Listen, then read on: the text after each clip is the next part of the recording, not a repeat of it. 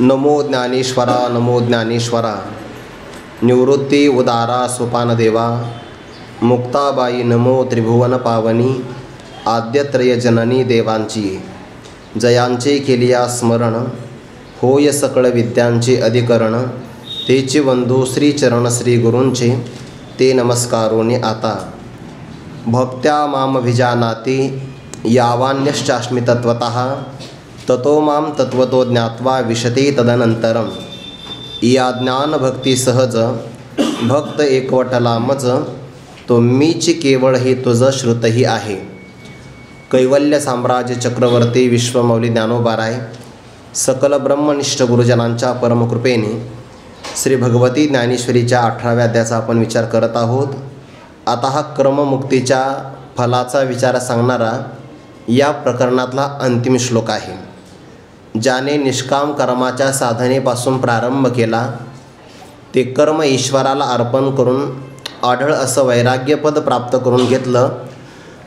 काम्य किंवा निषिद्ध कर्माचा स्वीकार केला नाही। शुद्ध सत्वगुणाचा अंगीकार करून रजोगुणाचं तमोगुणाचं जाड्य किंवा चांचल्य घालवून दिलं। आत्मसाक्षात्काराकरता योग्य असणारी सगळी सामुग्री ज्याने संपादन केली आणि त्याच प्रसंगाला ज्याला सद्गुरुदेवांची भेटही झाली, अशा प्रसंगामध्ये तो सद्गुरूंची प्रतारणा किंवा सद्गुरूही त्याची वंचना किंवा प्रतारणा करत नाही। आणि सर्वात्मक परब्रह्माच्या स्वरूपाशी त्याला एकरूपता प्राप्त करायची आहे। पण अधिकाराची काही उणीव असल्यामुळे कदाचित परब्रह्माच्या प्राप्तीला ज्या साधकाला वेळ लागतो आणि म्हणून त्या वेळेसाठी क्रममुक्तीचा विचार सांगितला आहे। तो जेने क्रमे ब्रह्म होणे करेगा सुगम। तया क्रमाचे आता वर्म ऐक सांगू असं म्हणून भगवंताने या विषयाला प्रारंभ केलेला आहे। मग तो शुद्ध बुद्धीने युक्त होतो। सात्विक धैर्याने आपल्या अंतःकरणाचं नियमन करतो। शब्दाधिक विषयांना त्यांच्या वासनेपासून आवरून प्रारब्ध प्राप्त अनुकूल किंवा प्रतिकूल भोग प्राप्त झाला तर अनुकूलतेमध्ये प्रेम करत नाही, आसक्त होत नाही आणि प्रतिकूलतेमध्ये कोणाचा द्वेषही करत नाही। एकांतवासाचं सेवन करणारा, प्राणाचं रक्षण होईल एवढाच आहार घेणारा, काया वाचा मन यांच्यावर ज्याने नियमन केलं आहे, आत्माकार कायम अंतःकरणाची वृत्ती करतो त्याला ध्यान म्हणतात। अंतःकरणाला स्थिर करणं याला योग असं म्हणतात। याकरिता तो कायम वैराग्याचा अंगीकार करणारा, आपल्या अंतःकरणामध्ये असणारे अहंकार, बल, दर्प, काम, क्रोध, परिग्रह या सगळ्यांचा परित्याग करून ममता रहित झालेला ब्रह्मप्राप्तीला योग्य होतो। आणि मग ब्रह्मप्राप्तीला योग्य झालेला हा साधक अंतःकरणाची प्रसन्नता प्राप्त करून घेतो। आत्मबोधाकरता जे श्रम केले ते सगळे श्रम ज्या ठिकाणी शांत होऊन जातात त्याला ब्रह्मभाव योग्यता किंवा आत्मबोध प्रशस्ती किंवा आत्मबोध प्रसन्नता अशी त्याला नावं आली आहे। त्या पदाला प्राप्त झाला तर आत्मत्वाने तो एखाद्या पदार्थाची अपेक्षा करत नाही किंवा प्रिय वस्तूचा वियोग झाला तो शोकही करत नाही। सर्व प्राणीमात्रांचे विषयी समभावाला प्राप्त झाला। माझ्या पराभक्तीला प्राप्त करून घेतो। मदभक्तिम लभते पराम। आता इथं ज्ञानोबाऱ्यांनी परमात्म स्वरूपाची जी काही सहज स्थिती आहे त्या सहज स्थितीला भक्ती असं नाव दिलेलं आहे। याचा अर्थ तो ज्या परब्रह्माच्या ठिकाणी अज्ञान नाही, अज्ञान कार्य जगत नाही, अज्ञानाला घालवणारं वृत्तीज्ञान म्हणजे अहम ब्रह्मास्मित्याकारक वृत्तीज्ञानही नाही, ज्या परब्रह्माच्या ठिकाणी द्वैत नाही आणि द्वैताच्या विरहित असणारं शून्यही नाही, मग कसं आहे, केवळ एकमेवाद्वितीयम ब्रह्म या स्वरूपस्थितीला भक्ती असं म्हणतात। ज्ञानोबाराय म्हणतात मदभक्तिम लभते पराम। आणि इतर असणारे जे काही या ग्रंथाचे व्याख्यान करणारे आहेत ते असं म्हणतात की त्या साधकाला निधिध्यासनाची परिपक्व अवस्था त्यालाच भक्ती असं म्हणतात ती प्राप्त होते। काही अर्थामध्ये फरक पडत नाही, कारण निधिध्यासनाचा परिपाक झाला तर पुढे समाधी अवस्थाच प्राप्त होते आणि समाधी अवस्थेलाच परब्रह्मरूपता असं म्हणतात। ज्ञानोबराय म्हणतात माझ्या सहज स्थितीला भक्ती म्हणतात आणि ही भक्ती त्या साधकाला प्राप्त झाली. चौथी भक्ती माझी तो लाहे. ही भक्ती कशी आहे? भक्ती म्हणजेच काय? परब्रह्माची स्वरूपस्थिती, फक्त नाव वेगळं आहे. ही स्वरूपस्थिती अज्ञानाचं प्रकाशन करते. आपण काल त्याचा विस्ताराने विचार केला. एखादा व्यक्ती मी अज्ञानी आहे असं जरी म्हणत असेल तर त्याच्या त्या वाक्यातून ज्ञान प्रगट होतं का? कारण अज्ञानाचं सुद्धा त्याला ज्ञान आहे, म्हणूनच मी अज्ञानी आहे याचा तो व्यवहार करतो. जर त्याला त्याचंही ज्ञान नसतं तर त्याने व्यवहारच केला नसता. याचा अर्थ सगळ्या अवस्थेमध्ये अज्ञानाचं प्रकाशन करणारं ज्ञानरूप पाठीमागे कोणीतरी चैतन्य आहे. अज्ञानाचं प्रकाशन करतं, अज्ञानालाही दाखवतं. सामान्य रूपाने ते अज्ञानाचं प्रकाशन करून जशी वस्तू कळाली नाही तर ती अन्यथा रूपाने कळते. रज्जू रूपाने नाही कळाला की भ्रम होतो, रज्जूच्या ठिकाणी सर्प दिसतो. तशी परमात्म वस्तू जशास तशी न कळाल्यामुळे जगत नावाचा भ्रम आपल्याला अनुभवाला येतो. मग या जगत भ्रमाचं प्रकाशन करणारं, त्या भ्रमाचं कारण असणारं अज्ञान त्याचंही प्रकाशन करणारं जे चैतन्य आहे, त्या चैतन्याला स्वरूपस्थिती म्हणतात, त्यालाच भक्ती असं म्हणतात. आणि ते स्वरूप त्या साधकाला प्राप्त होतं. त्याच्यावर सगळा व्यवहार होतो. बरं, ज्याप्रमाणे स्वप्नाचं दिसणं किंवा न दिसणं हे आपल्या अस्तित्वावर अवलंबून आहे, तसं जगाचा अभाव किंवा जगाचा भाव हे सगळं ज्या अखंड प्रकाशावर अवलंबून आहे, त्या अखंड प्रकाशालाच ऐसा सहज हा माझा प्रकाश जो कपे ध्वजा, तो भक्ती या ओजा बोली जेगा. आणि मग तीच भक्ती सर्वांचं सर्व प्रकाराने प्रकाशन करून सर्वांना सर्व प्रकारे समजावून सर्वांची शांतता प्रदान करते. तीच भक्ती आरताच्या ठिकाणी आरती होते, जिज्ञासूच्या ठिकाणी जिज्ञासा होते, अर्थार्थी भक्ताच्या ठिकाणी अर्थरूपाला प्राप्त होते, म्हणजे अर्थना रूपाने प्राप्त होते. मग आर्त भक्ताचा अपेक्षेने विषय परमात्म्याला दाखविते, जिज्ञासू भक्ताचा जिज्ञासेचा विषय परमात्म्यालाच दाखविते, आणि अर्थार्थी भक्ताचा अर्थाचा विषय अर्थ त्या रूपाने परमात्म्याला दाखविते. अज्ञान उपाधीचा स्वीकार करून द्रष्ट्याच परमात्म्याला दृश्य रूपाने दाखविलं की तेव्हा हा सगळा व्यवहार होतो. आर्त अर्थार्थी जिज्ञासू हे सगळे भक्तीचा व्यवहार करतात, पण त्या भक्तीचा व्यवहार या अखंड चौथ्या भक्तीच्या अधिष्ठानावर प्रगट होतो. आणि मीच असणारा द्रष्टा दृश्य रूपाला अनुभवाला येतो. त्याचं कारण उपाधी आहे. ज्याप्रमाणे आपली दृष्टी चंद्रालाच पाहते, पण चंद्राच्या ठिकाणी द्वित्व आलं की त्याला कारण आपल्या डोळ्यातला तिमिर नावाचा रोग असतो.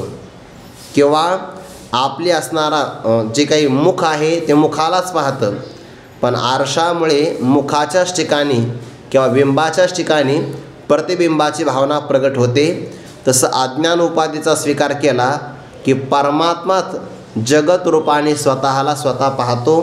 तैसा सर्वत्र मीच आहे, मीची मिया घे पतसे. परंतु दृश्यत्व जे आलं त्या अज्ञानामुळं, एकदा ते अज्ञान जर फिटलं तर भगवान असं म्हणतात, दृश्य जाऊन दृश्याच्या सापेक्ष द्रष्टाभाव जाऊन केवळ दृङ्मात्र स्वरूप मला पाहत राहतं किंवा अवशिष्ट राहतं. म्हणजे मग ते अज्ञान गेल्यानंतरच प्राप्त होत असेल असं नाही. अज्ञानाच्या अगोदरही स्वरूप जशास तसंच होतं.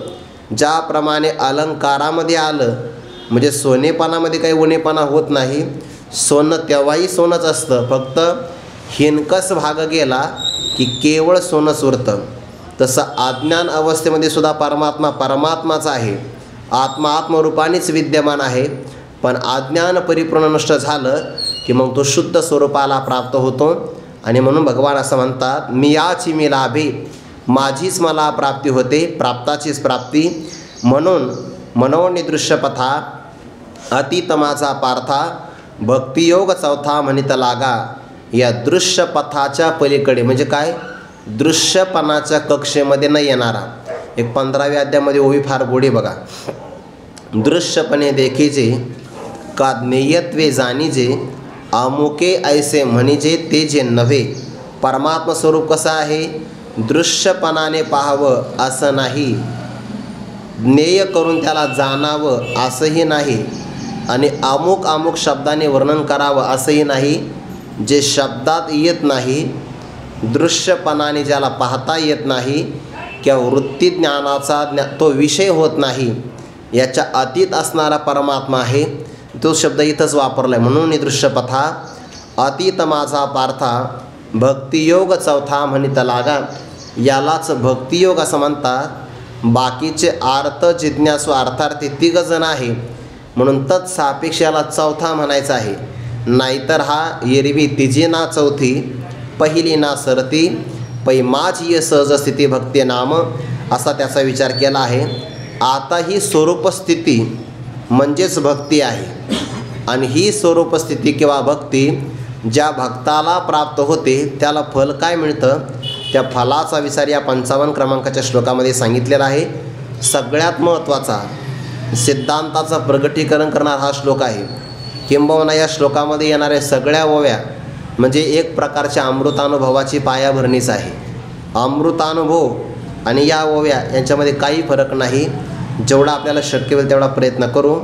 भगवान असं म्हणतात, पदच्छेद भक्त्या माम अभिजानाति यावान यहच अस्मि तत्वतः ततः माम तत्वतः ज्ञात्वा विशती तदनंतरम.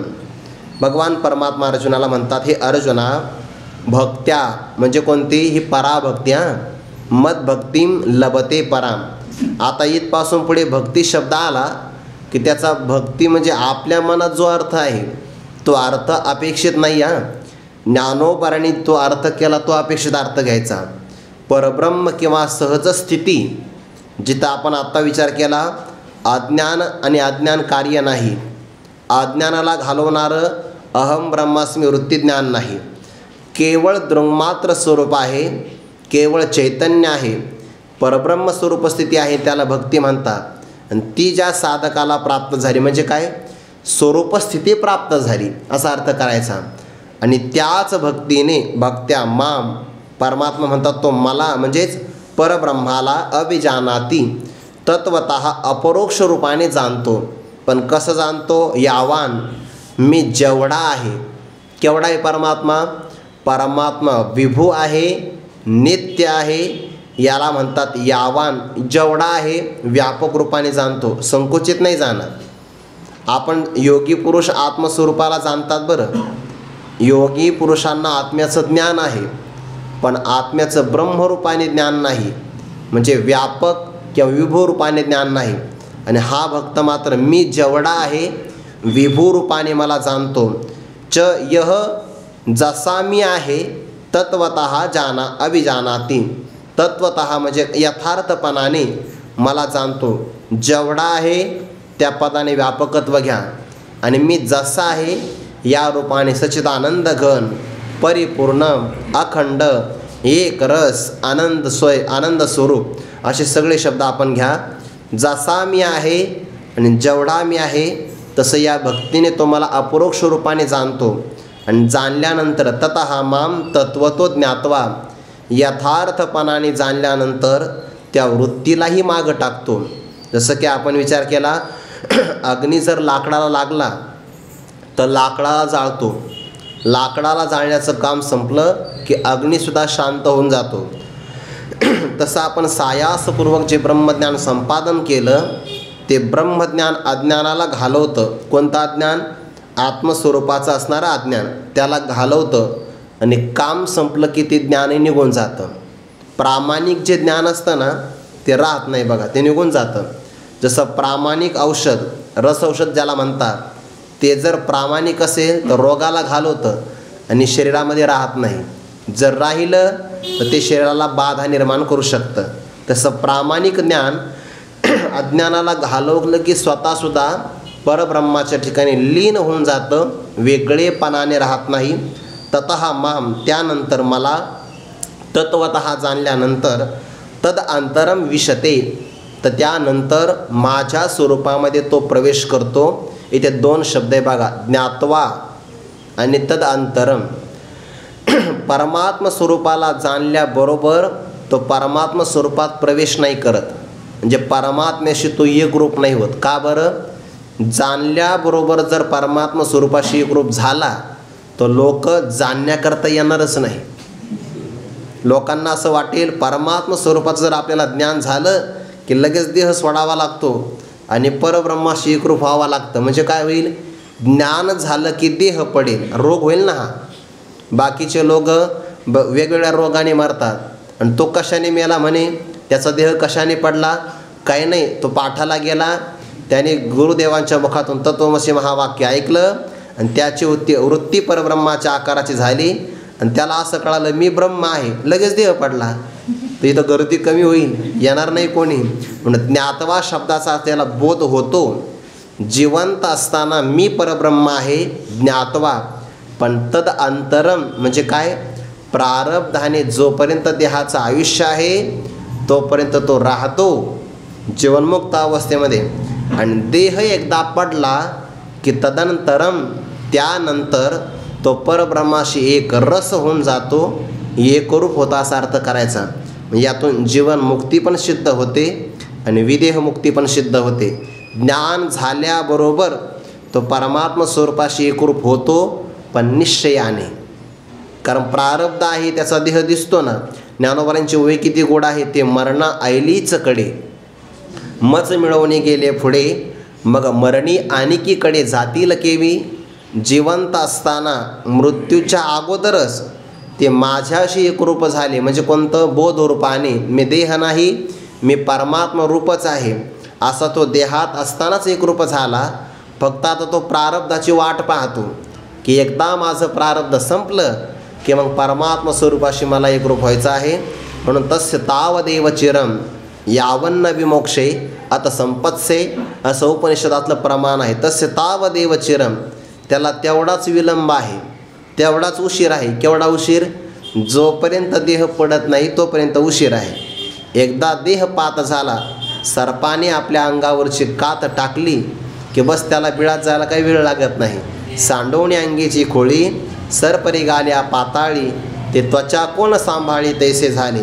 तसं ज्ञानी महात्म्याला देहाचं प्रारब्ध संपत नाही तोपर्यंत देहात राहतो. तो मुक्कामाला इथं प्रवासाला आलेला आहे. जोपर्यंत रात्र संपत नाही तोपर्यंत आपण धर्मशाळेत राहतो. एकदा रात्र संपली, दिवस उगवला की आपण पुढच्या प्रवासाला निघून जातो. तसं आपण या मृत्यूलोकामध्ये प्रवासी म्हणून आलो आहे. जोपर्यंत ही धर्मशाळाच आहे की नाही. खरा मुक्काम कोणता माहिती आहे का आपला, ते आपल्याला माहिती नाही. आपण धर्मशाळेमध्ये भांडणं करतो, इथं माझी जागा आहे, पण खरी जागा आपली स्मशानभूमीत आहे. कारण गावातले सगळे लोक तिथंच राहतात आणि कोणाचे भांडणंही होत नाही. देहाची जागा तीच आहे की नाही, पण खरं स्वरूप ते नाही. ज्ञानदेवा घर चिदानंदी, ते आपलं खरं स्वरूप आहे. आणि त्या खरं स्वरूपाशी एक निरंजनी आम्ही बांधिले घर, ते आपलं खरं घर आहे. जिथून आपण आलो तिथंच आपल्याला जायचं. ही धर्मशाळा आहे, इथे फक्त प्रारब्धापर्यंत राहायचं आहे. तर प्रारब्ध संपलं की आपण ते टाकून निघून जाणार आहे. पक्षी अंगणी उतरती ते का गुंतवणी आ राहती, तैसे असावे संसारी कुठपर्यंत, जोवरी प्राचीनाची दोरी. जोपर्यंत प्रारब्धाचा धागा बळकट आहे तोपर्यंत लोक म्हणतात त्याचा धागा तुटला, आता धागा तुटला निघला तो. तसंच अर्थ आहे की नाही. म्हणून विशते तदनंतरम, प्रारब्ध संपलं की तो परमात्मा स्वरूपाशी एक रूप होतो. ब्रह्मवेद ब्रह्म एव भवती. आता नस पुनरावर्तते, त्याला पुन्हा मागं यावं लागत नाही. यद गत्वा न निवर्तन्ते तद्धाम परमं मम, किंवा भगवद्गीतेत हे प्रमाण दोनदा आलं. यम प्राप्यने निवर्तन्ते तद्धाम परमं मम. ज्ञानोबा म्हणतात ना, ज्याप्रमाणे दुधापासून एकदा तूप झालं की पुन्हा ते दूध रूपाला प्राप्त होत नाही, तेवी पावून याचं या ते पुनरावृत्ती नाही. ते माझे परम साचोकारिणीचे धाम, हे अंतवट तुझं वर्म दावीजत असे, केव्हा तेवी मजसे एकवट, जे झाले ज्ञाने चोखट, तया पुनरावृत्तीची वाट मोडली गा. 15व्या अध्यायातलं प्रमाण आहे. म्हणून विशते तदनंतरम, यावर आता ज्ञानोबा स्पष्टीकरण करतात. या ज्ञानभक्ती सहज भक्त एकवटला मज, तो मीच केवळ हे तुझ श्रुतही आहे. जे उभवून या भुजा, ज्ञान या तो आत्मा माझा, हे बोलिलो कपिध्वजा सप्तमाध्यायी.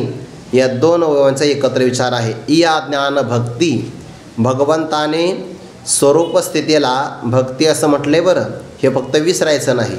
इथलं या सगळ्या अवयवांचा जो काही धागा आहे ना, ज्याला आपण धोरण म्हणतो, ते विसरायचं नाही. इथे भक्ती शब्द आला की स्वरूप स्थिती असा अर्थ करायचा. ज्ञान लक्षणात्मक असणारी भक्ती, आणि या भक्तीच्या द्वारे तो मज भक्त एकवटला. पण कसा? सहज. सहज म्हणजे सायास न करता, कष्ट न करता. का बरं? कारण तो भक्त अगोदरच मत स्वरूपच होता. ज्याप्रमाणे आपण उदाहरण पाहतो, घटामध्ये आकाश आहे ना, हे खरं तर अवच्छेदवादाचं उदाहरण आहे. त्यानंतर त्यामध्ये पुन्हा बिंब प्रतिबिंबवादाचे उदाहरण आपल्याला लावता येतं. घटामध्ये जे आकाश आहे ते आकाश घटामध्ये असतानासुद्धा महाकाश स्वरूपच आहे. जेव्हा घट फुटला तेव्हाच ते आकाश महाकाशाशी एकरूप झालं का? घट असतानाही ते आकाश महाकाशाशी एकरूपच होतं, एकरूपच होतं. फक्त ज्याला ही नजर नाही त्याला असं वाटतंय घटातला आकाश आहे, हे महाकाश वेगळं आहे. ज्ञानोबा म्हणतात ना, हगा घट जे वेळी फुटे ते वेळी तिथीचे आकाश लागे नीट वाटे, वाटा लागले तरी गगना भेटे एरवी चुके नाही. तसं होत नाही. पहा पायसे हन आहे तो आकारूचीच आहे, गगन ते गगनीची आहे, घटत्व आहे आते. आकाश तर आकाश रूपच आहे घट असताना सुद्धा. तसा देहात असणारा परमात्म्याचा अंश जीव, तो जरी अंतकरणामध्ये असेल, बुद्धीमध्ये प्रतिबिंबित झाला असेल, तरी तेव्हासुद्धा तो परब्रह्मच आहे. तो का म्हणे कैशी केव कोठे जीव निराळा, तो का म्हणे हा तो स्वये परब्रह्म. फक्त मूर्ख नेने वर्म संत चरण. संत चरणाचं सान्निध्य नसल्यामुळे त्याला हे वर्म कळत नाही. नाहीतर हा स्वतः परब्रह्म स्वरूपच आहे. हा परमात्माची परी दुसरा, जे अहंकार निद्रा नितस्वरा म्हणून स्वप्नाची या ओर बारा संतोषेशीने. जो ज्याचं स्वरूप असताना त्या स्वरूपाला त्याला प्राप्त होण्याकरता कष्ट लागत नाही, म्हणून सहज शब्द वापरला. जर जीव हा परब्रह्म नसता तर मग तो कशानेच परब्रह्म झाला नसता. पण ज्या अर्थी तो परब्रह्म स्वरूपाला प्राप्त होतो, याचा अर्थ त्याचं ते मूळचं स्वरूपच आहे. आरसा समोर आला, त्यात प्रतिबिंब दिसलं, ते प्रतिबिंब बिंब स्वरूपच आहे. फक्त आरसा बाजूला झाला की ते प्रतिबिंब जसं बिंब स्वरूपाशी एकरूप होऊन जातं, त्याला कष्ट नाही करावे लागत. ते सहज आहे बघा, सहज. किंवा पाण्याला पाणी होण्याकरता कष्ट नाही करावे लागत, शेवाळ दूर करायला कष्ट आहे. तसं अज्ञान प्रतिबंध घालवण्याकरता कष्ट आहे साधनाचे, नाहीतर स्वरूप व्हायला काही कष्ट नाही. म्हणून तो होतो कसा? ज्ञानाने. ज्ञान महत्त्वाचं आहे बरं. काल आपण पाठामध्ये तिकडे विचार केला होता की अज्ञानाचा ज्ञानाचा विरोध आहे. जर आत्मस्वरूपाचं अज्ञान असेल आणि आपण ज्ञाना वाचून बाकीचे किती प्रयत्न केले तर ते अज्ञान निवृत्त होत नाही, झालं तर दृढ होतं. वाचवणी ज्ञाने विनयके उपाय करीशी जितुके, ते गुंपसे आदिके रुखीये ऋते ज्ञानान्न मुक्ती. ज्ञाना वाचून बाकीचे उपाय नाही, म्हणून तर ज्ञान भक्ती. आणि जर वृत्ती ज्ञान प्रगट झालं अहम ब्रह्म या आकाराचं, सहज भक्त एकवटला मज. तो भक्त सहज कोणतेही कष्ट न करता माझ्याशी एकवटला, एक रूप झाला, समरस झाला. त्या आपण सगळ्या ज्ञानाच्या प्रक्रिया पाहत असतो की नाही. बाह्य ज्ञानाकरता वृत्ती ज्ञानाची फलव्याप्तीची गरज आहे. वृत्ती व्याप्ती फलव्याप्ती दोन्हीची गरज आहे. पण जेव्हा आपल्याला आत्मस्वरूपाचं ज्ञान होतं तेव्हा अंतर्मुख झालेली वृत्ती फक्त अज्ञान आवरणाचा भंग करते. आणि वृत्तीमध्ये असणारा फल, ज्याला आपण चिदाभास म्हणतो, त्याचं काही काम राहत नाही. कारण आत्मा हा सूर्याप्रमाणे आहे आणि वृत्तीस्थ असणारा चिदाभास काजव्याप्रमाणे तो त्याचं प्रकाशन नाही करत, पण तो स्वतःला मात्र आपलं स्वरूप जाणतो आणि त्याच्याशी तो एकरूप होऊन जातो. या सगळ्या प्रक्रिया आपण कायमच पाहत असतो. ज्ञानानेच हसणारा भक्त या भक्तीच्या द्वारे मज एकवटला, माझ्याशी एकरूप झाला, स्वतःच्या जीवत्वाचा बाध करून. त्याचं कायमचं त्याच्याशी ऐक्य आहे. घटातला आकाश घट फुटला की तत्स्वरूप होऊन जातं. आरसा बाजूला झाला की प्रतिबिंब बिंब स्वरूप होऊन जातं. तसं जीवत्व दशा अज्ञान निघून गेलं की जीव परब्रह्म स्वरूप होऊन जातो. पण याला ज्ञान महत्त्वाचं आहे. या ज्ञानभक्ती सहज भक्त एकवटला मज, तो मीच आहे, केवळ मीच आहे. बरं, हे तुझं श्रुतही आहे अर्जुना, हे तुला सुद्धा माहिती आहे, तू सुद्धा हे ऐकलेलं आहे. मला आठवत नाही, आठवण करून देतो. कुठं सांगितलं आहे की तो भक्त मीच आहे. उदारा सर्व एवैते ज्ञानी त्वात्मैव मे मतम. भगवान म्हणतात की नाही, सगळे भक्त चांगले आहे, पण ज्ञानी भक्त मात्र माझा आत्माच आहे. म्हणून तो आणि मी एकच आहे. तो मीची म्हणजे तो माझा आत्मा आहे. एरवी ज्ञान या जो म्हणजे तो चैतन्याचे केवळ माझे, हे न म्हणावे परी काय कीजे, न बोलणे बोलो, असं भगवान बोलले की नाही. कुठं बोलले? 7व्या अध्यायामध्ये आठवण करून देतात. जे उभवनी या भुजा ज्ञान या तो आत्मा माझा, हे बोलिलो कपिध्वजा सप्तमाध्यायी. ज्ञानी पुरुष ज्ञानी भक्त हा माझा आत्माच आहे असं मी फक्त लहान आवाजात नाही सांगितलं. ओ भवनी या भुजा, माझे बाहू असे वरती करून गर्जना करून मोठ्याने मी सांगितलं. जर गुप्त गोष्ट असेल तर कानात सांगावी लागते, सांगतात की नाही कानामध्ये. आणि जर महत्त्वाची प्रसिद्धीची गोष्ट असेल तर बाहू उभा करून आपण सांगतो. आपण माऊलींच्या सोहळ्यात गेलो, पालखी सोहळ्यामध्ये, ते चोपदार आपला दंड उभा करतात बघा, काठी, आणि मग सगळ्याला सांगतात. तर तिथं त्या सगळ्या गोष्टी प्रसिद्ध करूनच सांगायच्या असतात. हरवलेल्या जिन्सा, सापडलेल्या जिन्सा सांगतात की नाही मोठ्या मना, आणि ते कसे कानात नाही सांगत, हात वर करून मोठ्याने सांगतात. तसा ज्ञानी भक्त माझा आत्मा आहे हे भगवंताने बाहू उभा करून सांगितले. जे उभवून या भुजा ज्ञान या तो आत्मा माझा, हे बोललो मी कुठं? कपिध्वजा सप्तमाध्यायी 7व्या अध्यायामध्ये बोललो आहे. उदारा सर्व एवैते ज्ञानी त्वात्मेव मे मतम. ज्ञानी भक्त माझा आत्माच आहे. 7व्या अध्यायामध्ये असं मी बोललो आहे. कोणाला बोललो? हे कपिध्वजा, ज्याच्या पताका ध्वजावर हनुमंतराय विराजमान आहे, हे कपिध्वजा, हे पाठीमागं मी बोललो. यालाच ज्ञानभक्ती असं म्हणतात. हे कल्पादी भक्तिमिया श्री भागवतमिषे ब्रह्मया उत्तम म्हणून धनंजया उपदेशिली. श्रीमद भागवतामध्ये काही संवाद आला आहे. सनकादिकांनी ब्रह्मदेवाला प्रश्न केला. ब्रह्मदेवाला उत्तर देता देता सांगावं कसा असा प्रश्न पडला, आणि तेवढ्यात परमात्मा हंस रूपाने प्रकट झाले आणि मग चतुश्लोकी भागवताचा उपदेश केलेला आहे. श्रीमद भागवतामध्ये विस्ताराने वर्णन आलं आहे.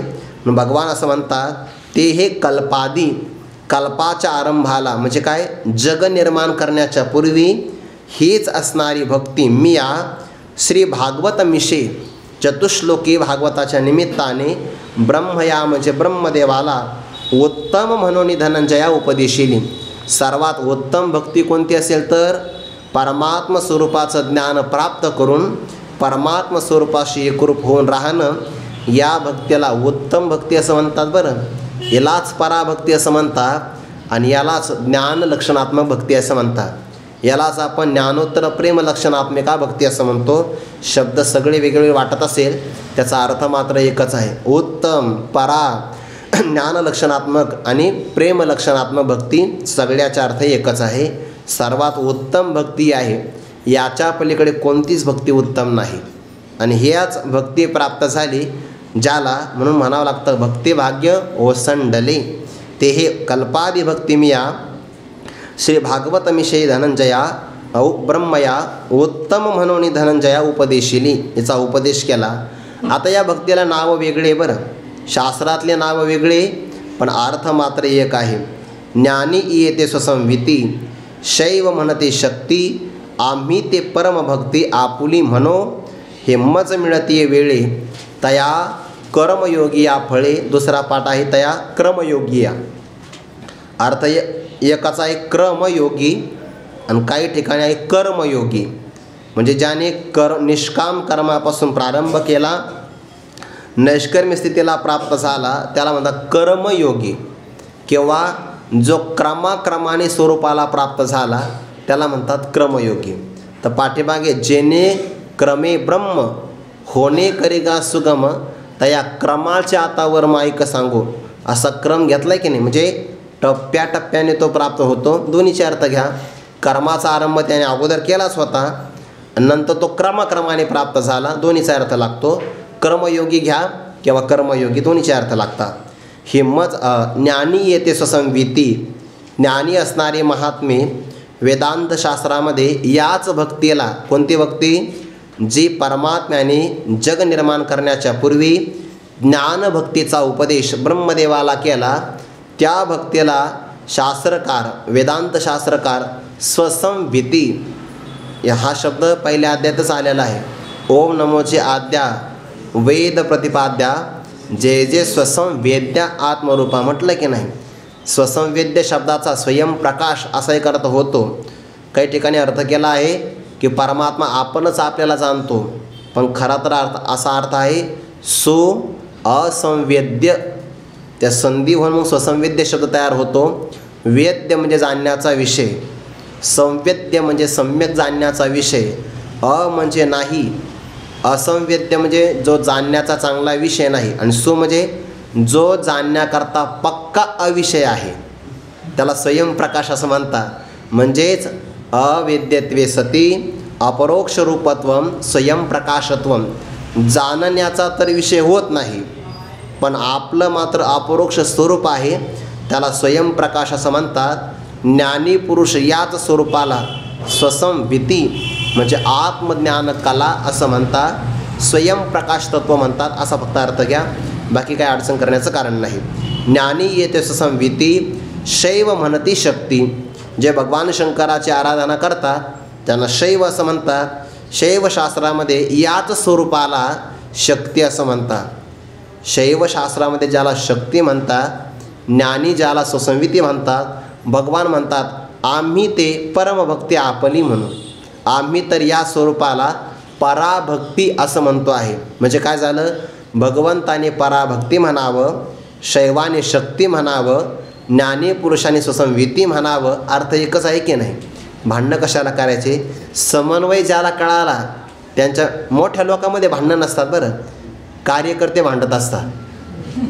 तसं ज्यांना समन्वय प्राप्त झाला त्यांच्यात कलह नसतात. जे अलीकडचे अपूर्ण ज्ञानी असतात ना, ते मात्र कलह करत राहतात, आग्रह करतात. भगवंतांनी सरळ सांगितलं, ज्ञानी पुरुष त्याला सुसंविधी म्हणतात, आत्मज्ञान कला म्हणतात, शैवशक्ती म्हणतात, आम्ही त्याला परमभक्ती म्हणतो. हे कोणाला मिळतं? जो क्रमाक्रमाने आला किंवा कर्मयोगाने आला त्याला मिळते.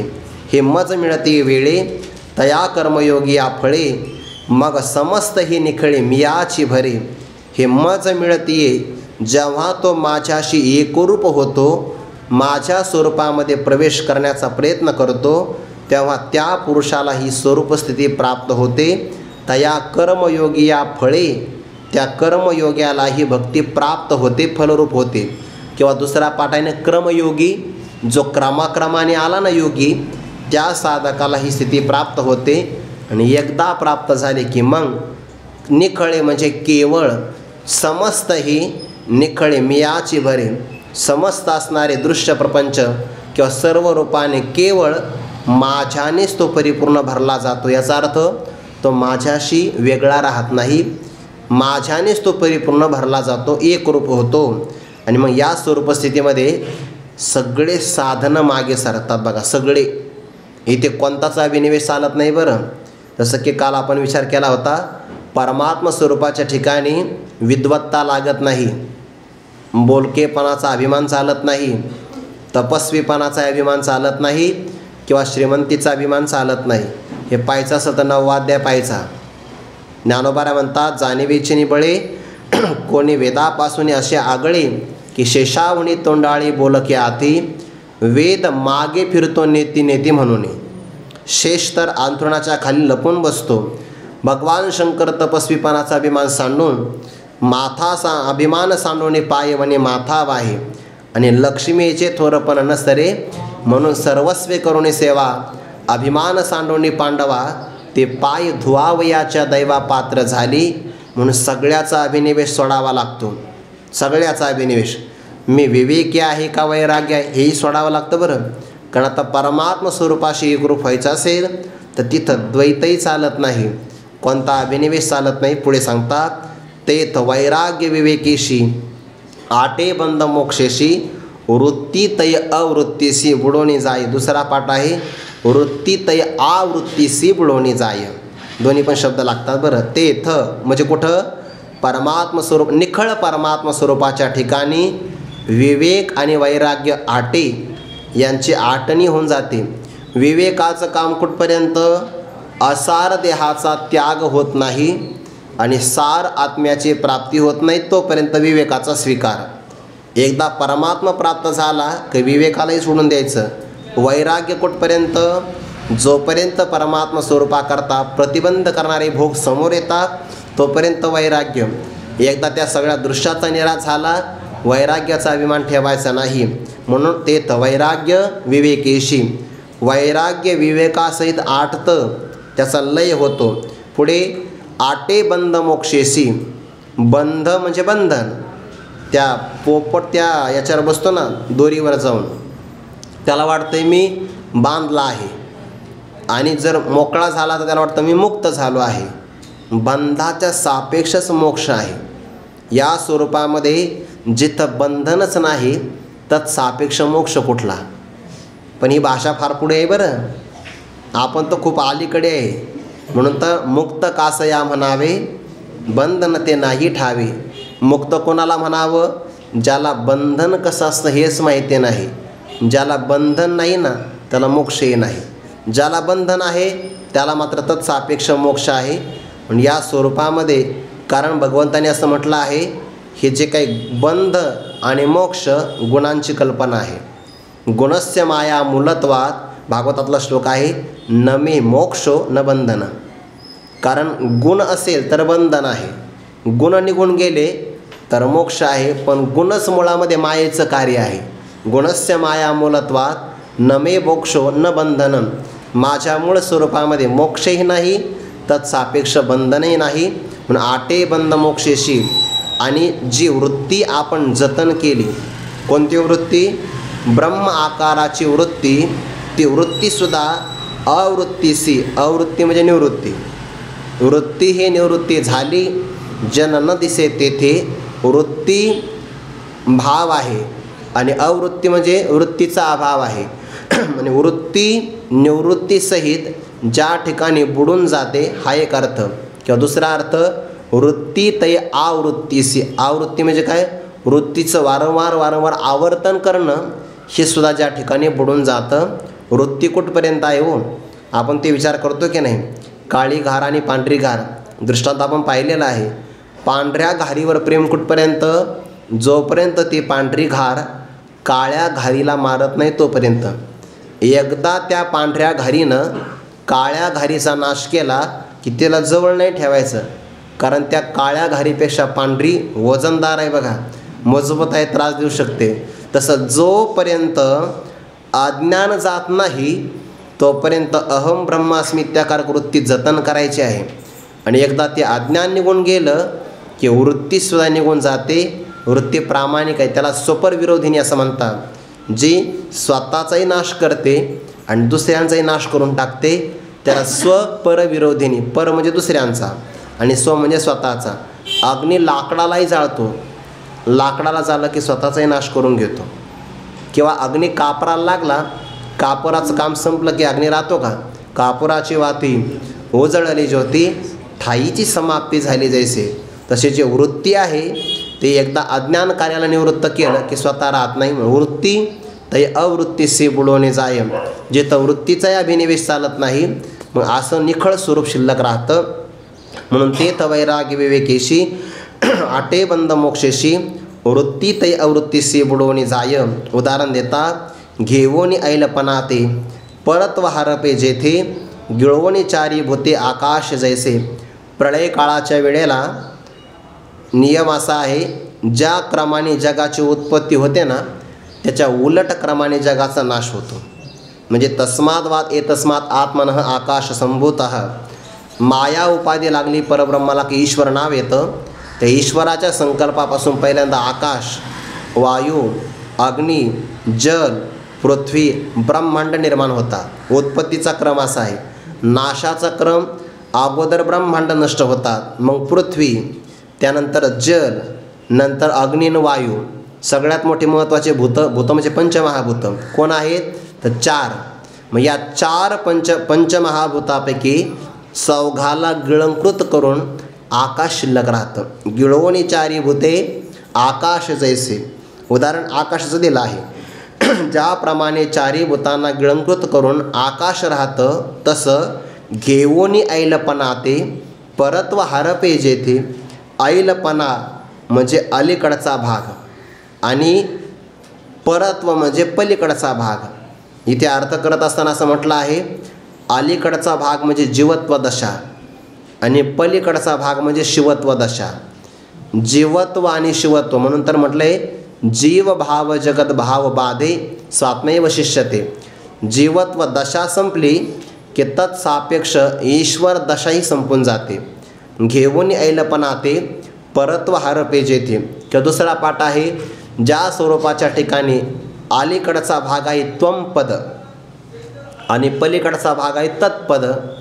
तत्वमसी महावाक्य आहे की नाही, त्यामध्ये अलीकडचा भाग त्वमपद असेल तर ती जीवदशा आहे आणि पलीकडचा तत्पद भाग असेल तर ती ईश्वर दशा आहे. या दोन्हीचाही बाध होतो. वाच्यार्थाचा परित्याग करून लक्षार्थामध्ये असणारं जे अखंड ऐक्य आहे त्याचा स्वीकार झाला की घेऊन ऐलपणाते परत्व हरपे जेथे. गिळवणी चारी भूते आकाश जैसे. तया परी थडथांद साध्य साधनातीत शुद्ध. तेमी होणी एकवद भोगितो माते. तया परी थडथांद. थडथांद शब्दाचा अर्थ होतो आहे शुद्ध स्वरूप किंवा असंगत्व स्वरूप, किंवा काही ठिकाणी अर्थ केला थड म्हणजे काठ.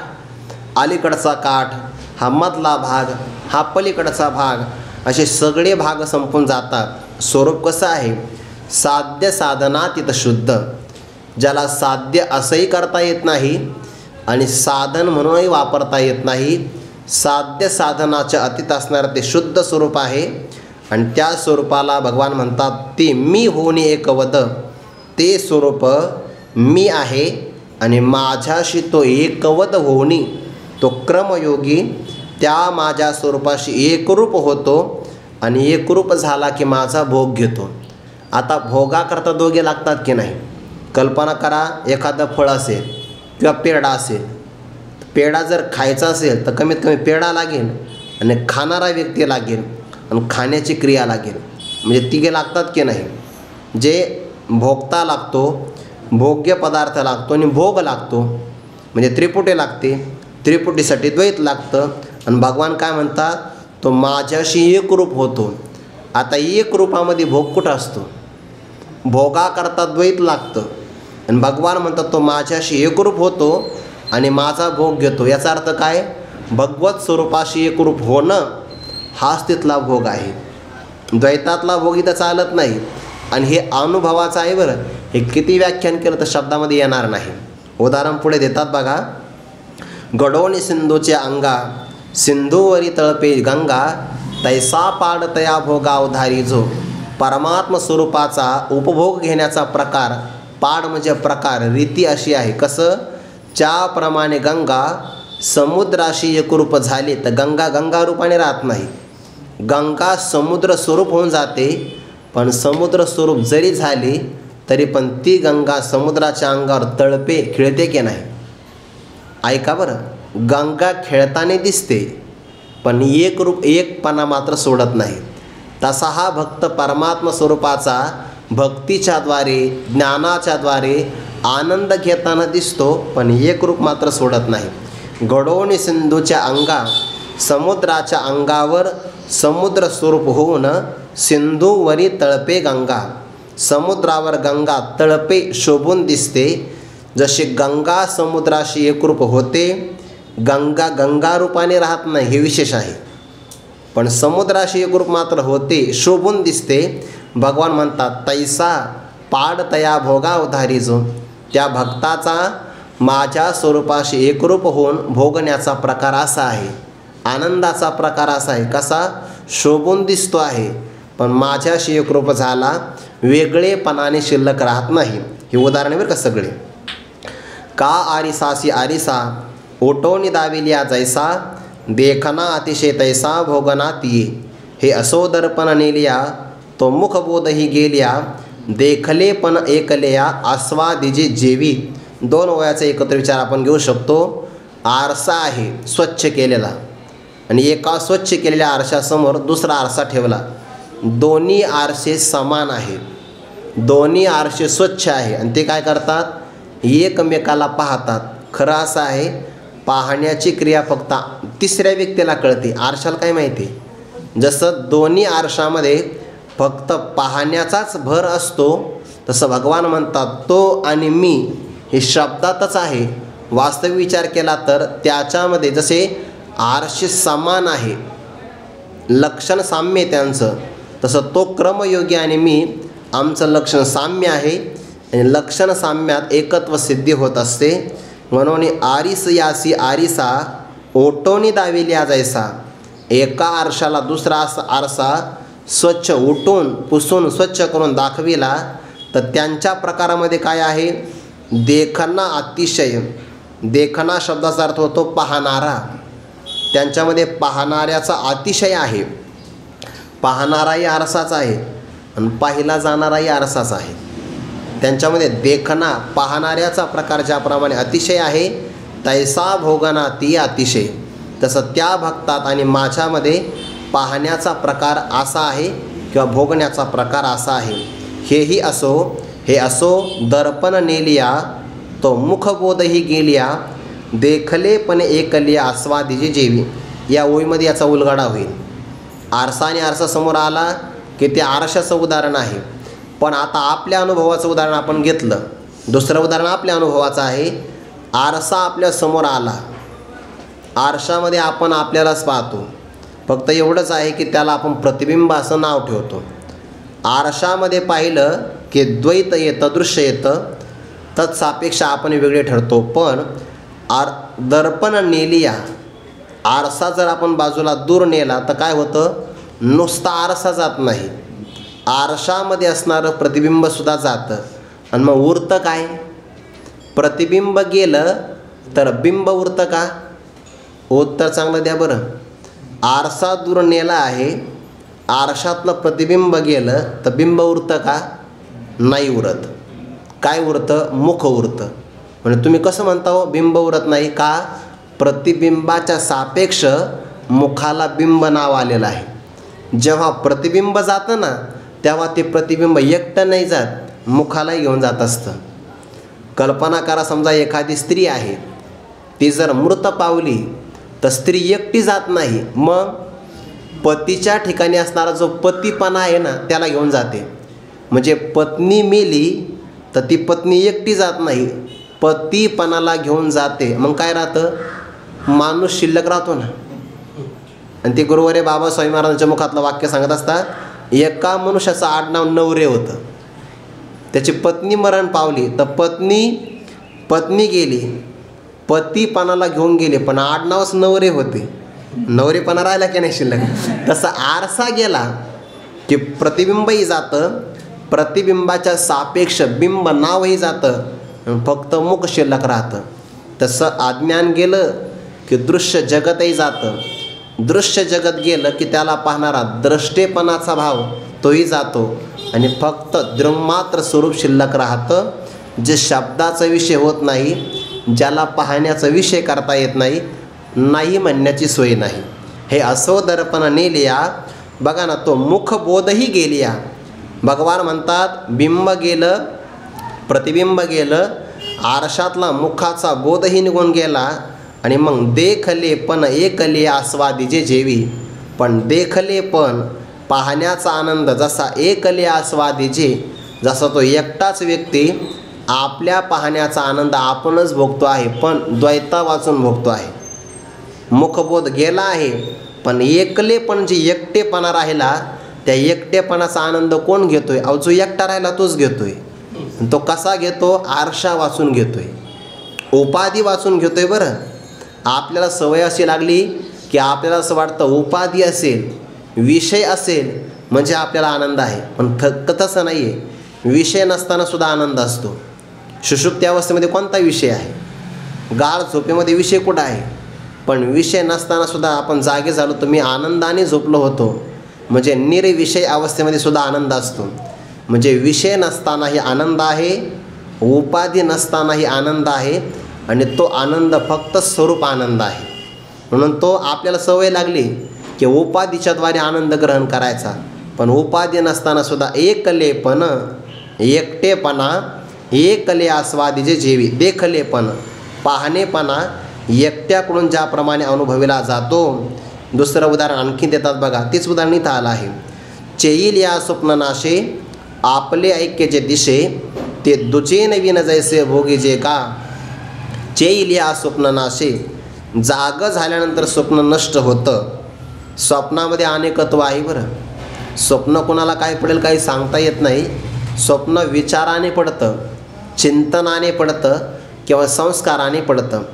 मागच्या जन्मातला संस्कार असेल, या जन्मामध्ये तसंच स्वप्न पडतं. दिवसभर चिंतन केलं तसंच स्वप्न पडतं आणि जो विचार मनात आला तसेच स्वप्न आपल्याला पडतात. आणि ज्या चिंतनामध्ये एकाग्रता जास्त असते ना, ते स्वप्न जास्त पडतात बघा. स्वप्न खोटं आहे, पण काही लोक एवढं खरं मानतात, त्याला एवढं खरं मानतात, स्वप्न पडलं की तुळशीच्या कानात जाऊन सांगतात. स्वप्न खोटं आहे की नाही? खोट्या स्वप्नाला जागृतीतल्या तुळशीजवळ सांगतात. स्वप्न खोटं आहे, स्वप्नामध्ये अनेकत्व असतं, पण स्वप्न नष्ट कधी होतं? चेईल या, जाग झाल्यानंतर स्वप्न नाशे. मग स्वप्नातलं अनेकत्व गेलं की नाही? आपले ऐक्यचे दिशे, स्वप्न पाहणारे आपण असतो, पण प्रकार असा आहे बरं. स्वप्नात अनुभव असा आहे आपला बघा, स्वप्नात आपण अनेक पदार्थ पाहतो.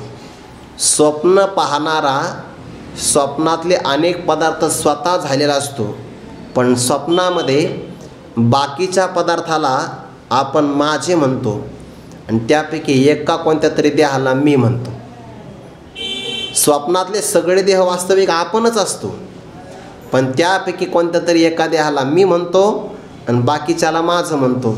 तसंच आहे जागृतीमध्ये आपणच सगळे पदार्थ झालो आहे, पण त्यापैकी एक पाठ सांगणारा मी आहे आणि बाकीचे कोणीतरी आहे असं म्हणतो की नाही आपण. चेईल या स्वप्न नाशे, जागृतीमध्ये आल्यानंतर स्वप्न नष्ट होतं. चैल्या स्वप्न नाशे, ऐकू येत नाही. चैल्या, हा, जैसा चैला तो अर्जुना म्हणे स्वप्नीची विचित्र सेना, मीच झालो होतो ना निद्रावशे. चैल्या स्वप्न नाशे, मीच सगळे झालो होतो, आता स्वप्न ते नाही, सेना नाही, मग कोण आहे? एकटा मीच आहे. चैल्या स्वप्न नाशे आपली ऐक्यचे दिशे, आपला फक्त एकपणा दिसतो. आता खरं सांगा, स्वप्नामध्ये अनेकत्व होतं ते गेलं, जागृतीमध्ये आपला एकपणा आला, पण तो एकपणा कसा भोगतो आपण? दुजे नवीन जैसे भोगी जे का.